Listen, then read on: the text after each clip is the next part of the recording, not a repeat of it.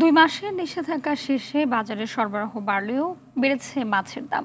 বাজার ঘুরে দেখা যায় প্রতি কেজি 50 থেকে 60 টাকা বেড়েছে সব ধরনের মাছে।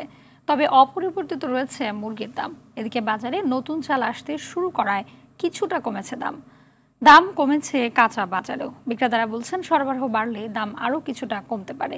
কায়েস রাত রিপোর্ট। গত সপ্তাহে মুরগির পর এ সপ্তাহে বেড়েছে বিভিন্ন প্রকার মাছের দাম, যেখানে মুরগির দাম আছে গেল সপ্তাহের মতোই। গত সপ্তাহে এই সপ্তাহে টুকটাক বেশি দাম বেশি। গত সপ্তাহে মাছের দাম, নদীর মাছ তো কম, এই জন্য মাছ একটু বেশি দাম। 250 থেকে 260 টাকা কেজি পাকিস্তানিটা, আর বর্ডার হলো 160 থেকে 170 টাকা কেজি।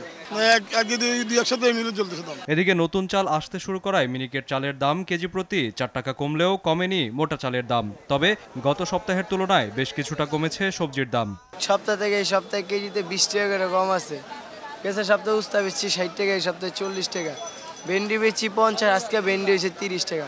গত সপ্তাহের তুলনায় পার কেজি 4 টাকা কমে গেছে মিনিকেটে। আর মোটা চাল 28টা হলো, কোয়ালিটি বুঝে 1-2 টাকা কমছে। ক্রেতারা বলছেন সবজির দাম এখন কিছুটা সহনীয় পর্যায়ে।